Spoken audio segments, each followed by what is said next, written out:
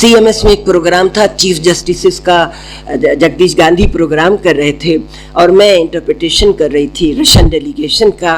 और चाय के वक्त शायद आपको याद ना हो क्योंकि आपके पीछे तो हज़ारों की लाइन लगी हुई है, हम तो सैकड़ों में भी नहीं आते हैं, दसियों में आ जाएं तो अच्छा है। तो लिखत साहिबा और शारिफ साहब वहाँ मौजूद थे, खड़े थे। मैंने कहा कितना खूबसूरत जोड़ा है, ये हमारे लखनऊ का हो सकता है नहीं, क्योंकि हमारे लखनऊ में भी अच्छे खासे जोड़े हैं। मालविका को ही देख लीजिए, हमारे सलाम सिद्दीकी साहब को भी देख लीजिए, और जिनके जोड़े हैं हाथ उठा दें।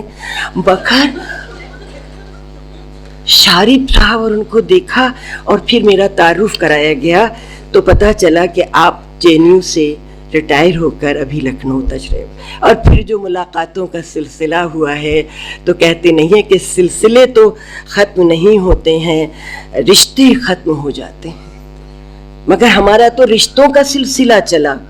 शारिफ साहब के बारे में मैं मतलब तलबा ने जो कहा, आप जब तारीफ़ अपने उस टीचर की करते हैं जो रिटायर है, जो बेज़रर हो चुका है उनके लिहाज से कि ना बना सकता है ना बिगाड़ सकता है, अगर आप उसके लिए तारीफ़ कर रहे हैं तो ये वाकई 100% नहीं बल्कि 1000% है, ये सच्ची और दिली तारीफ़ है। आपकी खुशनसीबी पर जितना रश्क किया जाए, आपने वाइस चांसलर्स बनाए हैं, आपने प्रोफेसर्स बनाए, आपने मतलब, और इसलिए नहीं, आप और आपके बेगम ने ममता दी है, मतलब आप कितने हिस्सों में बटे हुए हैं। शारिफ साहब इतने लंबे चौड़े नहीं है, कद ज़रूर आपका माशाल्लाह से अच्छा है, लेकिन आपने इतनी लोगों के दिलों में अंजुमनें खोली हुई हैं। आपने एक जगह नहीं बनाई है खाली, अंजुमनें खोली हुई हैं। वो जो पन्ना उठाते हैं, शारिफ साहब के एहसानात, शारिफ साहब की इनायतें, शारिफ साहब की मोहब्बतें, शारिफ साहब की मुरव्वतें, शारिफ साहब की नसीहतें, पन्ने से पन्ना खुलता चला जाता है और उनके दिल से यही आती है। अगर नैयर साहब होते हैं मगर कोने में बैठते हैं हमेशा, तो वो कहते कि शारिफ रुदौलवी जिंदाबाद, और उसके बाद आवाज़ें और उठती। बहरहाल मैं इतनी ज़ोर से नहीं, मुझे मालूम है आप अंधेरे में भी नज़र आ जाते हैं कभी कभी।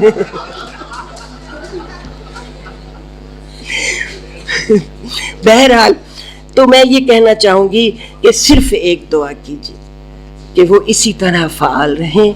इसी देखिए, कहते नहीं है कि हम क्या रहेंगे जब न रसूल खुदा रहे, बात चलती है, लेकिन हम ये दुआ करते हैं कि खुली छतों के चराग कब के बुझ गए होते, खुली छतों के चराग कब के बुझ गए होते, कोई तो है जो हवाओं के पर कतरता है, कोई तो है, मतलब अपनी तनकीद, अपनी सिर्फ 3 ही 4 लोग तालियां मत बजाइए, शुक्रिया बहुत बहुत, लेकिन इतना अच्छा उनके लिए शेर कहा है मैंने, कम से कम उसकी तो जी।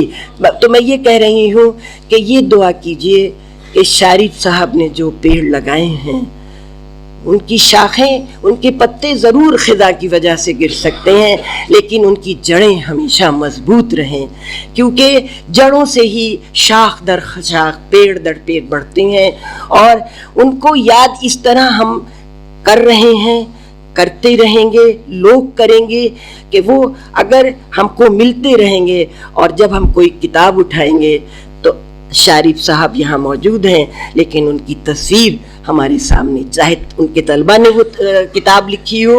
और तनकीद का बड़ा मुश्किल काम है। एक मैं मॉस्को में हिंदी और उर्दू पढ़ाती थी रशियंस को, तो मैंने एक दिन पूछा कि आपको आलोचना पसंद है? बहुत देर सोचते रहे, कहने लगे आलू तो पसंद है, चना समझ में नहीं आता,